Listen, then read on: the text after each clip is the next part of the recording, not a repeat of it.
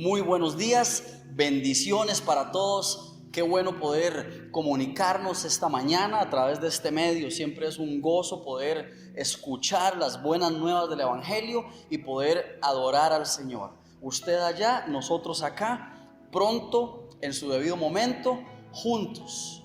Pero lo más importante es que en este tiempo podamos nosotros escuchar lo que el Espíritu Santo está hablando para nuestra vida en este lugar, en este tiempo, y poder nosotros avanzar en un entendimiento y un discernimiento de lo que Él quiere para su iglesia.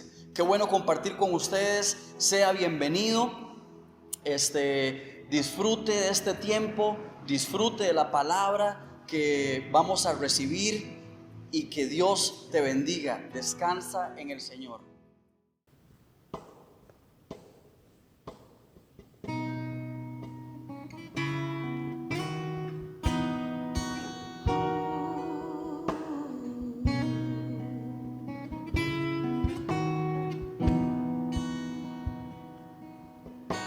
Centro de todo es Jesús. El centro de todo eres Jesús. Desde el principio y hasta el fin, tú has sido y siempre serás Cristo. Cristo. El centro de todo eres Jesús. El centro de todo eres Jesús. Desde el principio y hasta el fin, tú has sido y siempre serás Cristo. Cristo, tú eres el centro. Nada importa más que tú.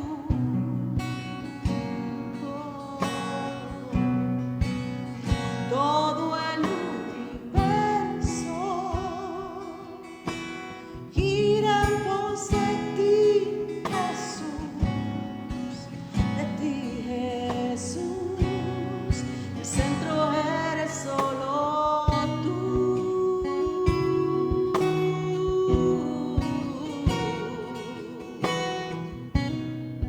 Oh, sí, Señor. El centro de mi vida sé Jesús. El centro de mi vida sé Jesús.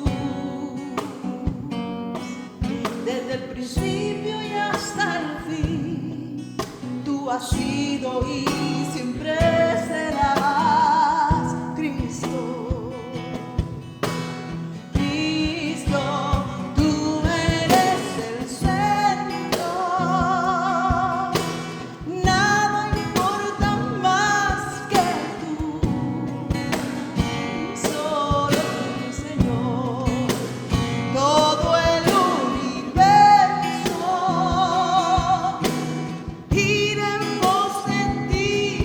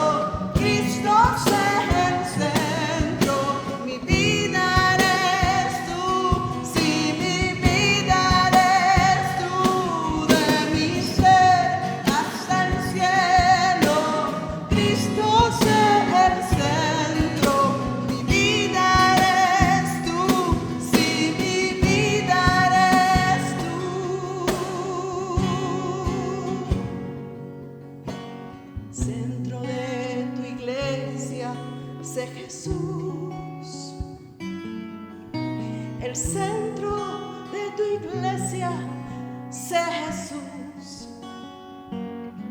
Cada rodilla se doblará y toda lengua te confesará. Cristo, Cristo, dile hermano, Cristo, Cristo, Cristo, Cristo de mi ser hasta el cielo. Cristo es el centro, mi vida eres tú, si mi vida eres tú, de mi ser hasta el cielo.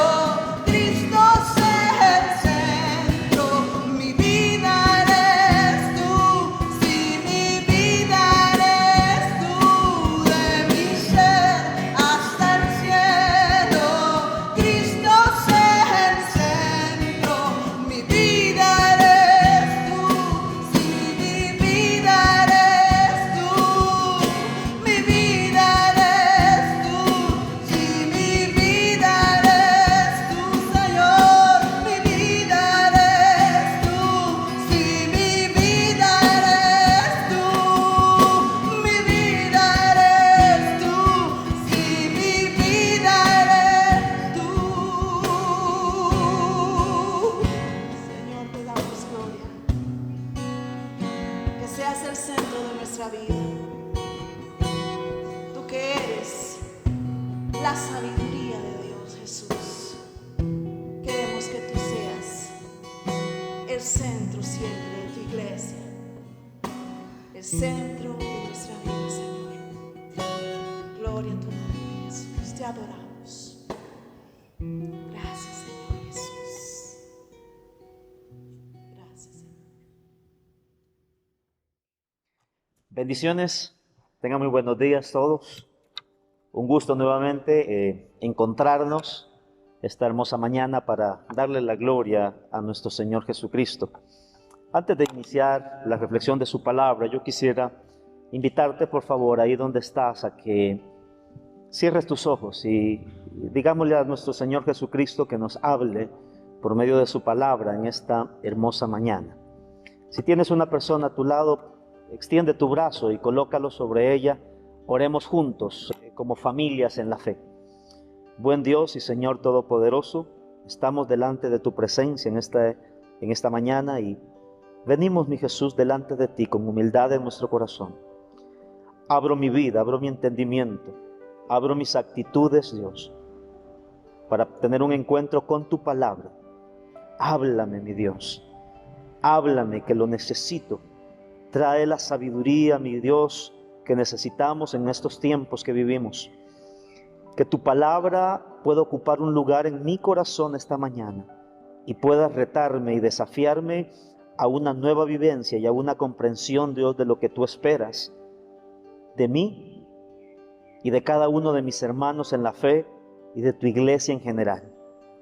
Háblanos, mi Jesús, que tu iglesia quiere escucharte en esta hermosa mañana. Amén y amén. Te invito a que abras tu Biblia, por favor, en 1 Corintios, capítulo 1, versos del 18 hasta el 25. Vamos a leer en Nueva Versión Internacional la palabra de Dios. Y dice lo siguiente: me explico. El mensaje de la cruz es una locura para los que se pierden. En cambio, para los que se salvan, es decir, para nosotros, este mensaje es el poder de Dios. Pues está escrito: destruiré la sabiduría de los sabios, frustraré la inteligencia de los inteligentes. ¿Dónde está el sabio? ¿Dónde el erudito? ¿Dónde el filósofo de esta época? ¿No ha convertido Dios en locura la sabiduría de este mundo? Ya que Dios, en su sabio designio, dispuso que el mundo no lo conociera mediante la sabiduría humana, tuvo a bien salvar mediante la locura de la predicación a los que creen. Los judíos piden señales milagrosas y los gentiles buscan sabiduría. Mientras que nosotros predicamos a Cristo crucificado, este mensaje es motivo de tropiezo para los judíos y locura para los gentiles. Pero para los que Dios ha llamado, los mismos judíos que gentiles, Cristo es poder de Dios y la sabiduría de Dios, pues la locura de Dios es más sabia que la sabiduría humana, y la debilidad de Dios es más fuerte que la fuerza humana. Esta mañana hablaremos entonces sobre que Cristo es nuestra sabiduría. El apóstol Pablo, en lo que acabamos de leer, nos dice que Dios ha revelado un plan en la persona de Jesucristo, y al morir Jesucristo en la cruz, ese se convierte en el mensaje por el cual Dios ha tomado la decisión que todo ser humano debe de ser salvo. Pero ¿por qué algunos se pierden? Bueno, el apóstol Pablo dice que el mensaje de la cruz es locura para aquellas personas, puntualmente aquellos gentiles. Gentil es el que no es judío. Y dice que ellos piensan de que Dios definitivamente no puede hacer nada por el ser humano. Los gentiles o los griegos creían de que era imposible que un Dios pudiese adquirir una forma humana, y aún más peor, ellos consideraban de que ese Dios no tenía la capacidad de poder compadecerse de los seres humanos, no podía acercarse al dolor, a la desesperación que ellos podían sufrir. En su compasión o en la comprensión de estos griegos, el evangelio es una locura porque no encontraba un espacio dentro de su cosmovisión religiosa. Para los que se pierden, dice el pasaje, que están entonces estos dos grupos, los judíos por un lado y los griegos. Pero estos griegos gentiles, al igual que estos judíos, definitivamente frente al mensaje de la cruz, hay un rechazo abierto, porque para el judío el evangelio no calzaba con las expectativas que ellos tenían. Jesucristo no fue un Jesucristo que se había domesticado a la realidad y a las esperanzas liberadoras que ellos esperaban tener. Pero para quienes creen, aun cuando sean gentiles y judíos, el apóstol Pablo está diciendo que el evangelio es poder de Dios y es sabiduría de nuestro Señor Jesucristo. Dios ha querido que única y exclusivamente por medio del evangelio el hombre pueda llegar a conocerle a Dios. Así es que en el verso 18 el apóstol dice que el mensaje de la cruz es una locura, pero para los que sí creen no es una locura, sino que es poder de Dios. Y tenemos dos puntos antagónicos entonces. Qué interesante, porque el apóstol Pablo dice en el verso 20 del pasaje que leíamos, ¿dónde está el sabio? ¿Dónde está el erudito? ¿Dónde está el filósofo? ¿Dónde están los preparados de la época? Tan grande entonces es la locura del evangelio que en el verso 1, 26 y 27 dice el apóstol Pablo de Primera de Corintios: hermanos, consideren su propio llamamiento. No muchos de ustedes son sabios según criterios meramente humanos, ni muchos son poderosos, ni muchos los de noble cuna. Y el apóstol Pablo empieza a decir cómo la locura del evangelio, para aquellos que se perdían y que lo rechazaban, hace a las personas sencillas bienaventurados delante de Dios. En el verso 26 y 27 dice de que Dios escoge lo insensato y sin clase social, es decir, lo que no es poderoso, para avergonzar a los que sí se creen sabios. ¿Usted cree eso? La palabra de Dios dice que si el evangelio a ti te ha alcanzado, tú eres una persona sabia y la sabiduría de Jesucristo está en usted.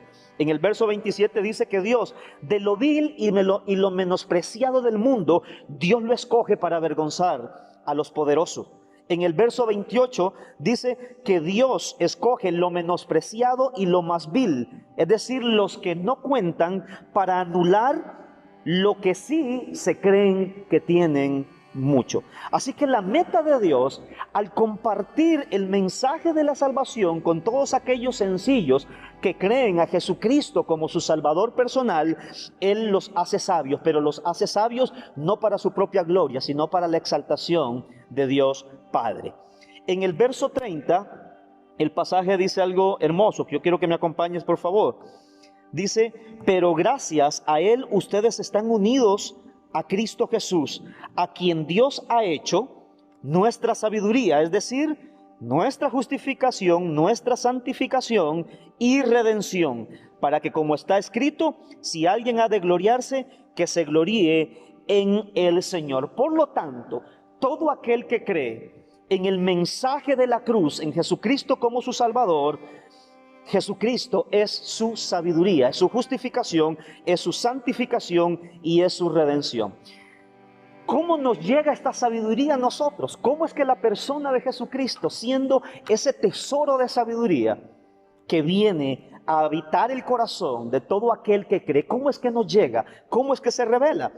Si vamos al capítulo 2 del mismo libro de Corintios, el verso 6 dice lo siguiente: en cambio hablamos con sabiduría entre los que han alcanzado madurez, pero no con la sabiduría de este mundo, ni con la de sus gobernantes, los cuales terminarán en nada. ¿Qué es lo que nos está diciendo Pablo en 1 Corintios 2:6? Que el creyente debe de alcanzar madurez para hablar sabiduría. Por lo tanto, el creyente, una vez que el evangelio le alcanza, tiene el Espíritu Santo en su vida, pero necesita crecer y madurar en el conocimiento de Jesucristo. El verso 2:7 dice lo siguiente: más bien exponemos misterios de la sabiduría de Dios, una sabiduría que ha estado escondida y que Dios había designado para nuestra gloria desde la eternidad. La sabiduría, por medio del Espíritu Santo, para revelarnos quién es Cristo, fue algo que estuvo planeado por Dios, pero estuvo escondido en tiempos pasados y ahora se le viene a revelar al creyente. En el verso 2:8 dice que los gobernantes de este mundo no conocen esta sabiduría, no la entienden, porque si de verdad la conocieran, nunca hubieran crucificado a nuestro Señor Jesucristo. Y el verso 2:9 dice algo maravilloso. Léalo conmigo, por favor. Dice: sin embargo, como está escrito, ningún ojo ha visto, ningún oído ha escuchado, ninguna mente humana ha concebido lo que Dios ha preparado para los que le aman. La sabiduría de Dios, Cristo, no es algo que el ser humano llegue a una conclusión por sus propias facultades, ni por sus ojos, ni por sus oídos, ni por su boca, ni por su mente. Por lo tanto, la sabiduría que Dios tiene para el ser humano no es algo que sea producto del ser humano, ni algo que el hombre pueda domesticar, gobernar, ni mucho menos manipular.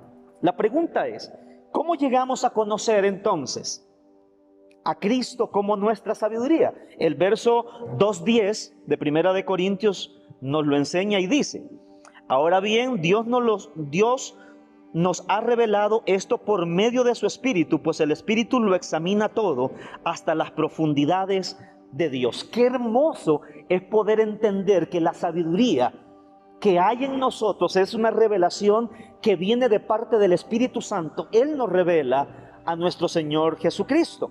Cuando el Espíritu Santo, dice el pasaje, corre el velo, el ser humano despierta a esa realidad y a esa sabiduría que Dios quiere compartirle una vez que el hombre crea. Solo el Espíritu Santo puede revelar a Cristo. Así que la función del Espíritu Santo es vital para que el hombre pueda conocer quién es nuestro Señor y Salvador, porque solamente Él conoce las profundidades de Dios. Ahora, en el verso 2:12, para continuar esa lectura, dice: nosotros no hemos recibido el espíritu del mundo, sino el Espíritu que procede de Dios, para que entendamos lo que por su gracia Él nos ha concedido. El Espíritu Santo nos hace entender lo que Dios nos ha concedido. Esta palabra conceder significa perdonar una deuda, significa soltar a un prisionero y señala una acción ya realizada. Por lo tanto, todo creyente debe de entender lo que el Espíritu Santo le ha dado. Y amados, en esta dimensión de carácter espiritual y en esta sabiduría es que la iglesia debe vivir. El creyente debe de saber lo que el Espíritu Santo le ha dado, porque dice que no hemos recibido el espíritu del mundo. Y el espíritu del mundo entonces es ese conocimiento humano, es esa sabiduría que es única y exclusivamente humana. De forma maravillosa, el verso 2, 13 y 15 de 2 de Corintios, del verso 13 dice lo siguiente: Esto es precisamente lo que hablamos, no con las palabras que enseña la sabiduría humana, sino con las que enseña el Espíritu, de modo que expresamos verdades espirituales en términos espirituales. El que no tiene el Espíritu no acepta lo que procede del Espíritu de Dios, pues para él es locura. No puede entenderlo porque hay que discernirlo espiritualmente. En cambio, el que es espiritual todo lo juzga, aún él mismo no está sujeto al juicio de nadie. ¿Quién ha conocido la mente del Señor para que pueda instruirlo? Nosotros, por nuestra parte, tenemos la mente de Cristo. Es decir, solo el Espíritu Santo puede llevarnos a una relación espiritual y entender las cosas espirituales.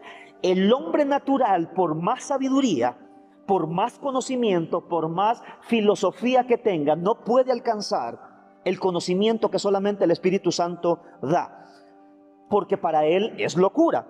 El creyente, dice Pablo en los textos que acabamos de leer, tiene la capacidad de discernir porque tiene el Espíritu Santo que le revela todas las cosas. Y algo impresionante dice el verso 16, que todo creyente que tiene el Espíritu Santo tiene la mente de Cristo. ¿Y qué significa tener la mente de Cristo? Significa compartir los planes de Dios que son revelados al hombre. Significa tener la perspectiva del reino de los cielos que tiene Jesucristo.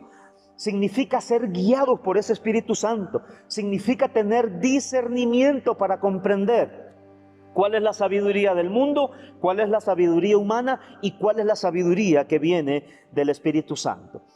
Si usted me acompaña a 2 Corintios 4:7, por favor, 2 Corintios 4:7, el apóstol Pablo en su segunda carta sigue tratando aspectos esenciales de esto que estamos hablando a los corintios. Y dice el 4:7, pero tenemos este tesoro en vasijas de barro para que vean qué tan sublime poder viene de Dios y no de nosotros. ¿Qué es lo que nos está diciendo el apóstol Pablo? Que el maravilloso evangelio radica en nuestro cuerpo. Que el maravilloso evangelio radica en esto que es débil, que es vasija de barro.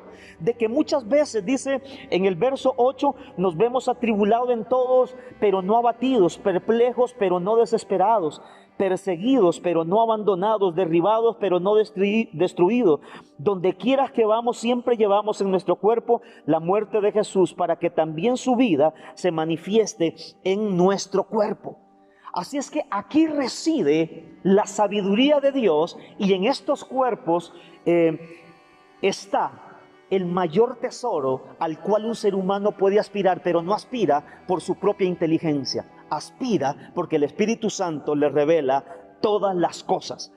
En el mismo capítulo 4 de 2 de Corintios, verso 4, el apóstol Pablo habla de esa lucha y esa batalla que enfrenta toda persona que se ha convertido en el tesoro, en aquello que guarda el tesoro del evangelio.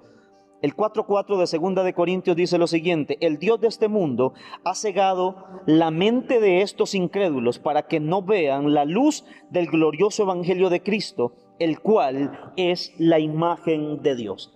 Así es que tenemos un gran desafío entre aquellos que son sabios en su propia opinión, pero están cegados por el Dios de este siglo. Así es que, iglesia, Cristo es nuestra sabiduría, a quien nosotros debemos proclamar. Él es la verdad que nosotros debemos defender. Aunque seamos considerados, como dice Pablo, gente quizás de poca educación, gente quizás de clase baja, nosotros somos sabios porque tenemos la sabiduría del Espíritu. Hemos sido llamados y somos depositarios de una sabiduría de Dios. Y en mi cuerpo mortal, a pesar de que vivamos debilidad y enfermedades, el Espíritu Santo no se aleja independientemente de cuánto sufran enfermedades, dolores, estrés y temor nuestro cuerpo. Así es que debemos comprender, amado, que Dios nos ha hecho gente espiritual, sabia, llena del Espíritu Santo. Y esta es la palabra que usted y yo debemos de creer en este tiempo y en el momento que estamos viviendo. Así es que te invito a que nos revistamos, iglesia, que tomemos la acción de comprender que somos un pueblo sabio delante de la presencia de Dios. De esta manera, entonces, iglesia, debemos de considerar y de valorar qué es lo que usted y yo tenemos. Qué maravilloso es darnos cuenta que tenemos la mente de Cristo y que se nos ha sido revelado algo hermoso y maravilloso que solamente Dios había planificado para usted y para mí. Pero por otro lado tenemos también una sabiduría del mundo. Cristo para usted y para mí es nuestra sabiduría, pero en relación al mundo, esa es su sabiduría, es algo humano. Son aquellos atributos, son aquellos títulos, es aquella forma de cómo las personas llegan a considerar que son sabios. Dios dice, el verso 1, si volvemos a 1 Corintios 1:19, dice lo siguiente: pues está escrito, destruiré la sabiduría de los sabios y frustraré la inteligencia de los inteligentes. La sabiduría humana, si hay algo con lo que Dios está comprometido, es que Dios la va a destruir. Esa filosofía griega que decía que Dios era incapaz de poder sentir compasión frente al dolor del ser humano, es mucho de lo que hoy también estamos viviendo y necesitamos valorarlo en unos minutos. Esa sabiduría humana, dice 1 Corintios 3:19, 1 Corintios 3:19, dice lo siguiente sobre la sabiduría humana. Dice, porque a los ojos de Dios la sabiduría de este mundo es locura. Como está escrito, Él atrapa a los sabios en su propia astucia. Y también dice el Señor conoce los pensamientos de los sabios y sabe que son absurdos. ¿Qué es lo que nos enseña a nosotros acá?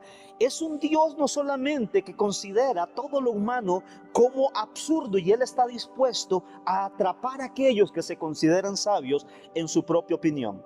Si el mundo con su sabiduría no puede ni entiende a Dios, entonces ¿cómo la sabiduría del mundo puede gobernar sobre la sabiduría del Espíritu?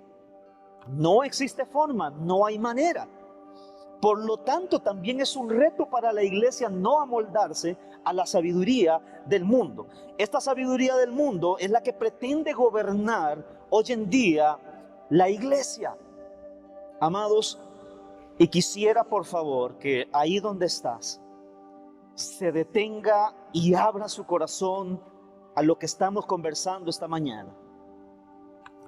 Comprendamos, amados, que desde la palabra de Dios tomamos el consejo para decir lo que decimos sin temor, sin miedo, porque Jesucristo es nuestro Señor. Al analizar esto, amados, es importante que nosotros comprendamos entonces que la sabiduría humana es algo que será destruido. Yo te invito, por favor, que vaya conmigo al libro de Isaías, capítulo 5. Isaías, capítulo 5.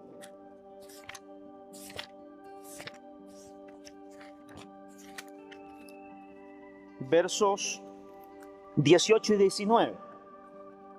Mira qué interesante lo que Isaías nos dice acá. Este contexto propiamente tiene que ver con aquel liderazgo del consejo de la corte real en Israel, una vez de que se habían depravado a pesar de ser el pueblo de Dios. Y mira las decisiones que estaban tomando. Capítulo 5, versos 18 y 19, dice lo siguiente: hay de los que arrastran iniquidad con cuerdas de mentira y el pecado con sogas de carreta. Dicen que Dios se apure, que apresure su obra para que la veamos, que se acerque y se cumpla el plan del Santo de Israel para que lo conozcamos. ¿Qué es lo que está diciendo? Está hablando de un ateísmo, está hablando de algo que desafía a Dios, pero que por otro lado dice que arrastran la iniquidad con cuerdas de mentira.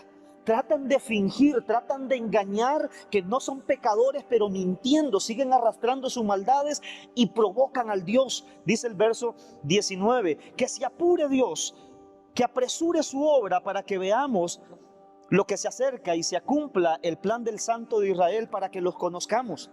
Pero no solamente hacen esto, este tipo de personas en su propia sabiduría. Vea lo que dice el 5:20. Hay de los que llaman a lo malo bueno y a lo bueno malo, los que tienen las tinieblas por luz y luz por tinieblas, que tienen lo amargo por dulce y lo dulce por amargo.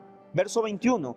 Hay de los que se consideran sabios, de los que se creen inteligentes. Los moralistas que corrompen el mundo para satisfacer sus deseos. Estamos hablando entonces de aquellos que se consideran sabios y que hacen una corrupción moral desde su propia perspectiva y su propio poder. En el verso 21 sucede algo que es muy normal de lo que estamos viendo en nuestros tiempos. Estamos hablando de consejeros políticos porque se refiere a los consejeros de las cortes reales en Judá. Dice el verso 21, hay de los que se consideran sabios y de los que se creen inteligentes. Y, amados, el verso 23 relata una realidad aún mucho más amplia de las cosas que con normalidad estamos viendo y experimentando en el tiempo que hoy vivimos. Verso 23 dice, de los que por sobornos absuelven al culpable y le niegan sus derechos al indefenso. Y agrega en el verso 22, hay de los valientes que para beber vino, de los valentones que mezclan bebidas embriagantes, es decir, aquellos que tergiversan la justicia, aquellos que pervierten la justicia en una mesa de vino. Y dice el verso 23 que lo que hacen es que mediante sobornos absuelven al culpable y le niegan los derechos al indefenso. Literalmente está diciendo que están sacando de prisión a los maleantes, a los que han causado desórdenes públicos, pero eso va en detrimento de toda aquella sociedad. En realidad lo que hoy estamos viviendo también. Los que estamos sanos estamos en una casa, confinados, pero los que han delinquido son liberados, y son liberados, dice el pasaje, a causa del soborno. Es exactamente las mismas realidades con las que nos encontramos ahora. Si usted va conmigo, por favor, a Romanos 1, verso 18, habla entonces el apóstol Pablo aquí también de los razonamientos humanos y de cómo estos razonamientos humanos de verdad que están en contra del actuar de Dios. Romanos 1:18 dice, ciertamente la ira de Dios viene revelándose desde el cielo contra toda la impiedad e injusticia de los seres humanos que con su maldad obstruyen la verdad.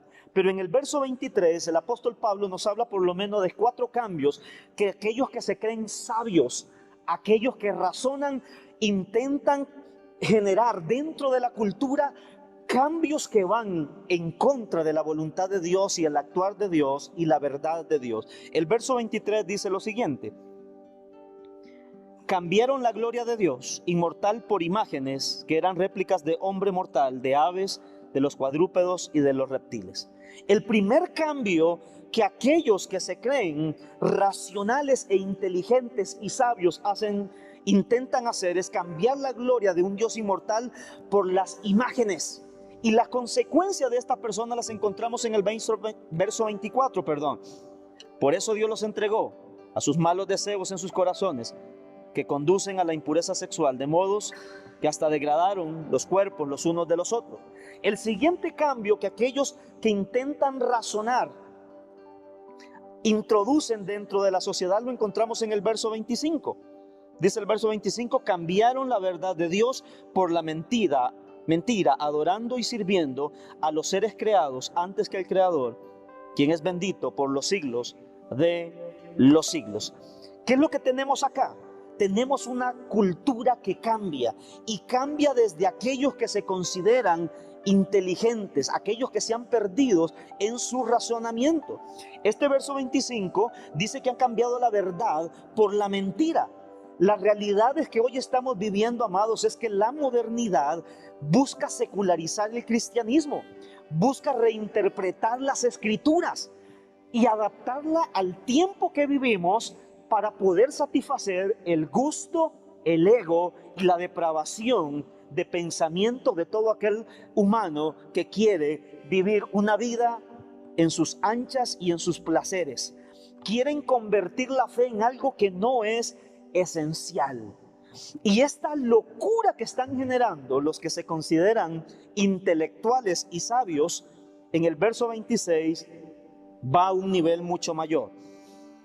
Dice el verso 26, por tanto Dios los entregó a pasiones vergonzosas. En efecto, las mujeres cambiaron las relaciones naturales por las que van en contra de la naturaleza.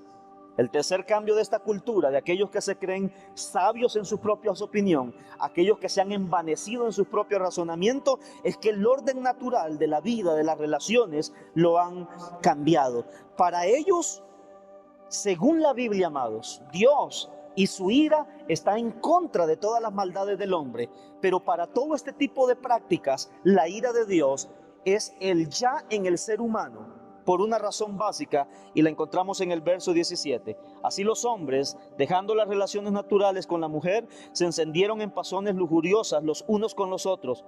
Y dice, hombres con hombres cometieron actos indecentes y en sí mismos recibieron el castigo que merecía su perversión. Ahí está la ira de Dios revelándose contra ellos mismos en sus propios cuerpos. Y el verso 28 nos da un cambio más, que estas generaciones de gente que cree razonar y que tiene sabiduría implementan en la sociedad. Además, como estimaron que no valía la pena tomar en cuenta el conocimiento de Dios, Él a su vez los entregó a una depravación mental para que hicieran lo que no debían hacer. ¿Cómo pueden los que matan? ¿Cómo pueden los que asesinan? ¿Cómo pueden los que liberan presos, amados? ¿Cómo aquellas personas que literalmente están asesinando niños no nacidos y vendiendo ideas en el mundo como derechos humanos, corrompen la sociedad y los convierten en modelos de moralidad? ¿Cómo pueden venir a juzgar la iglesia y la sabiduría? ¿Cómo pueden reinterpretar la fe y decirle al cuerpo de Cristo qué hacer, cómo adorar y cómo no hacerlo?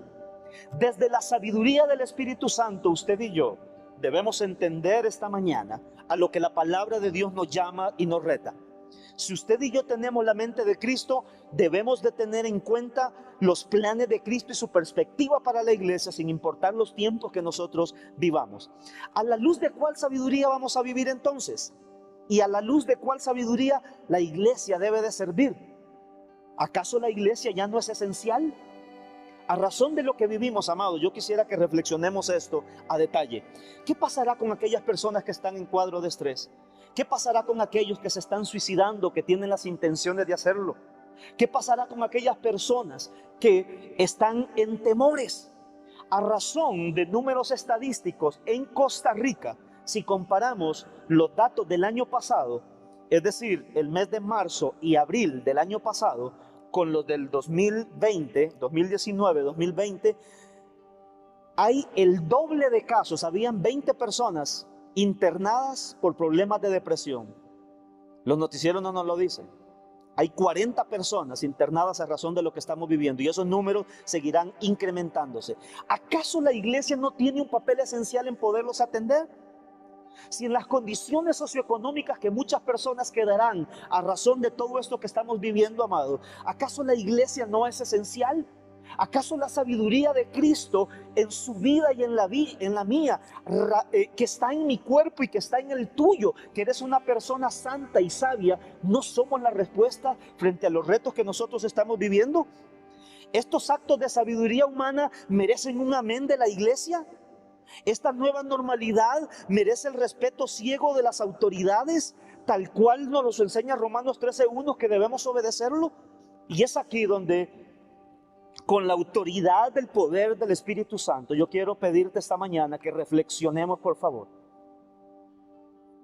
Y ahí donde estás, si lo que estamos hablando es bíblico y Dios llama a una consideración de los tiempos en que estamos, iglesia, necesitamos tener un mismo pensar, una misma fe, un mismo Señor. Y esa debe de ser, amados, ese reto para esta mañana. Como iglesia somos una iglesia respetuosa de nuestras autoridades y lo seguiremos siendo en el tanto, amados, podamos entender de que nuestra fe también merece la lealtad mayor a aquel que nos compró con su sangre, la locura y el mensaje de la cruz que nos ha hecho sabio, que ha corrido el velo y nos ha trasladado de las tinieblas a la luz. Pero la sabiduría del Espíritu nos manda a tener, amados, dentro de lo que vemos en la Biblia, una gran cantidad de quehaceres motivados por el Espíritu Santo. Pero somos llamados a proclamar el mensaje de la cruz. Pero resulta que no podemos reunirnos Seguiremos utilizando entonces las redes sociales para predicar a Cristo. El Espíritu Santo, que nos revela el carácter de Jesucristo, nos manda a sanar enfermos. Pero ahora nos dicen que no podemos orar porque no se pueden sanar los que tienen COVID. El Espíritu Santo y la sabiduría que hay en Él nos manda a amar, pero resulta que no podemos abrazar a nadie. La palabra de Dios nos manda a ser discípulos, pero pareciera que solamente se puede hacer de forma virtual. El Espíritu de la sabiduría nos manda a proclamar vida, pero resulta que no podemos dejar entrar enfermos a nuestras reuniones porque nos contagia. Si la iglesia predica la vida de Cristo, ¿cómo es posible que nos sane enfermos? Es la peor contradicción a la cual el cristianismo debería de enfrentarse si cree esto, iglesia. ¿Cuántos de los que estamos escuchando hemos recibido un milagro de sanidad de parte de nuestro Señor Jesucristo? ¿Qué pasaría si el Espíritu Santo decidiera alejarse de este cuerpo, el cual Él ha convertido, a pesar de la debilidad y de ser una vasija, en templo del Espíritu Santo, y a pesar de las faltas y las enfermedades, Él está en ti y necesita también ser proclamados en aquellos cuerpos que están enfermos, en aquellos cuerpos que necesitan auxilio, que necesitan ánimo, que necesitan que la palabra de Dios reconforte sus vidas. No podemos rechazar el evangelio, el cual ha sido revelado a nuestros corazones. La palabra de Dios nos dice, y el Espíritu Santo nos da la sabiduría para que podamos ministrar las sanidades, pero se nos dice que tenemos que estar separados. La Biblia dice que Dios derramaría su Espíritu Santo sobre jóvenes y sobre los ancianos, que esos ancianos soñarían sueños. Pero resulta que son una población tan vulnerable que deben de ser excluidos para protegerlos. Esa exclusión no existe. Aun cuando debemos tomar las medidas necesarias, no podemos, no somos nosotros quien decir quién es parte del servicio a Dios y de la adoración a Dios y quién no lo es. Esa mentalidad, si tenemos la mente de Cristo, necesitamos pensar en la perspectiva entonces de nuestro Señor Jesucristo. Entonces mi cuerpo se convierte en el tesoro que aguarda el evangelio, pero resulta que ahora con una enfermedad yo me convierto y tú te conviertes en un peligro para la persona que está a su lado si el evangelio ha sido depositado en mi corazón.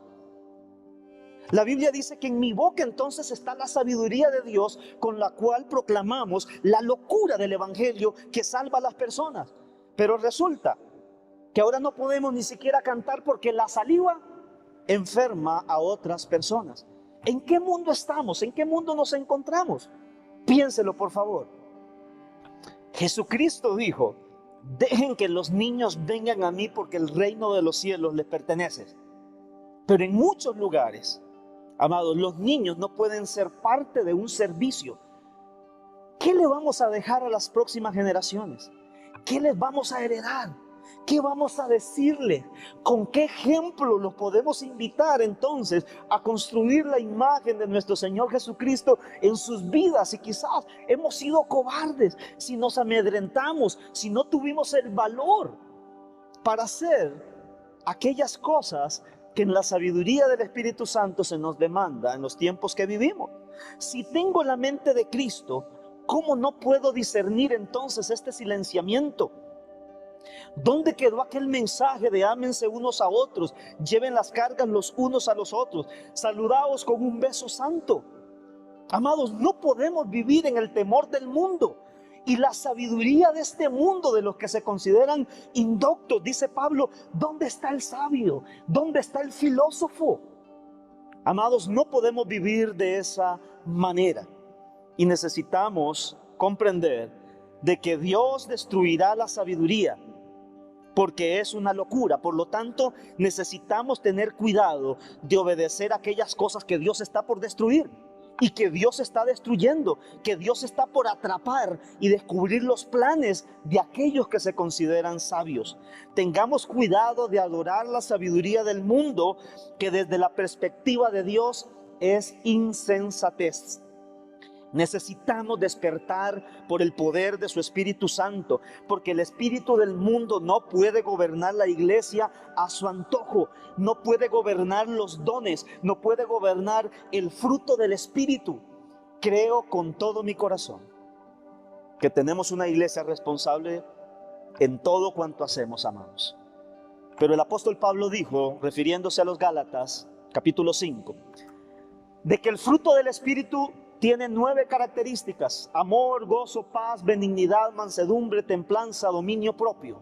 Pero contra esas cosas no existe una ley. Y si no existe una ley, porque el fruto del Espíritu es el carácter de Cristo desarrollado en el creyente que está madurando y que habla sabiduría porque madura. Si no hay ninguna ley, amados, contra el amor, ¿cómo podemos nosotros entonces obedecer una sabiduría humana que le está quitando la esencia, el sabor, el valor, el afecto, el sentido de pertenencia al Evangelio? Entonces, amados, esta sabiduría que se nos plantea como obediencia para la congregación es una sabiduría humana y es perversa. No entiende las cosas de Dios y como no la entiende busca silenciarla y evitar toda manifestación de amor, de bondad, de cariño entre los creyentes. ¿Qué clase de iglesia seríamos si no podemos hacer eso? ¿Qué haría Cristo en nuestro lugar? ¿En qué nos convertiríamos si no podemos amarnos, si no podemos tocarnos? Vaciaríamos el Evangelio y nos quedaríamos a hacer una religión sin ningún sentido, como cualquier secta. ¿Es eso en realidad lo que queremos? ¿Es eso en realidad lo que el creyente busca cuando se reúne? ¿O se manifiesta el amor, se manifiesta el Espíritu Santo? Y dentro de estas consideraciones, mis queridos amados, ¿cómo podrán los hombres conocer a Dios en una iglesia gobernada por la sabiduría humana si el mismo Dios le está revelando al apóstol Pablo que la única manera de conocer a Dios es a través de la sabiduría que el Espíritu Santo da? ¿Quién entonces aceptaría a Cristo? ¿Qué tipo de iglesia se construiría donde la sabiduría del Santo Espíritu de Dios no estaría presente? Sería, amados, un cristianismo despojado completamente de su esencia. Y es ahí donde usted y yo tenemos ese gran reto. Y al volver, amados, necesitamos tener las mejores actitudes, la mente de Cristo para poder vivir y disfrutar el Evangelio. ¿Qué haremos entonces? Alguien se preguntaría. Cristo es una sabiduría superior. No fallaremos a la ley. Buscaremos hacer lo que corresponde a la ley, pero Jesucristo dijo algo clave. Lo que es del César es del César. Pero Jesucristo dijo, no todo es del César. Lo que es de Dios le corresponde a Dios. En este punto, amados, como iglesia cumpliremos con lo que se nos pide, pero bajo ninguna circunstancia podemos limitar el actuar de Dios en la vida de una persona, ni ninguna manifestación de amor puede ser controlada por un miedo, por el temor o por algún protocolo que ponga en riesgo la comunión de los santos. Lo que está en juego, amados, es nuestra eternidad. Por lo tanto, es necesario que le pidamos a Dios valentía y un correcto equilibrio para poder discernir, amados, entre lo que le corresponde a nuestro Dios y lo que le corresponde al César. Te invito, por favor, que cierres tus ojos ahí donde estás. Mi buen Jesús y Dios bueno, delante de tu presencia estamos. Y tú conoces las intenciones de nuestro corazón. Trae sabiduría. Cristo es nuestra sabiduría. No es la sabiduría humana la que gobierna el espíritu. No es la perspectiva humana ni el temor humano el que busca controlar tu iglesia, porque esa tarea le corresponde al Espíritu Santo y a Cristo, que es su cabeza. Trae valentía, Dios, sobre cada creyente. Trae esa sabiduría de un comportamiento, Dios, dentro del orden establecido, pero cuando tu Espíritu Santo se glorifique, se manifieste, que sea Él gobernando nuestras emociones, nuestras acciones, y que sea para testimonio de los que no te conocen, y que sea para testimonio de aquellos, Dios, que no te han oído, que consideran que el evangelio es una locura, que se puede regular las formas y las expresiones de amor al cual has derramado en nuestros corazones. Por el poder de tu Espíritu Santo, Dios, que ha sido derramado en cada uno de mis hermanos, pido que Él repose, Dios, con poder y autoridad, trayendo la mente de Cristo, Dios, su perspectiva al quehacer de la iglesia. Muchas gracias, mi Jesús. Así lo creo, Padre. Amén y amén. Gracias por acompañarnos en esta hermosa mañana. Yo quisiera invitarte, por favor, a que medites en esto que hemos conversado en esta hermosa mañana. Aun cuando ya existe un protocolo de reapertura, amados, por favor, pedirles que estemos orando. Sin lugar a dudas, Dios le dará a su iglesia la sabiduría que necesitamos, que es la persona de Jesucristo, hablando para hacer lo que tenemos que hacer y ser leales al reino de los cielos sobre todas las cosas. Que Dios te bendiga más en esta hermosa mañana. Bendiciones.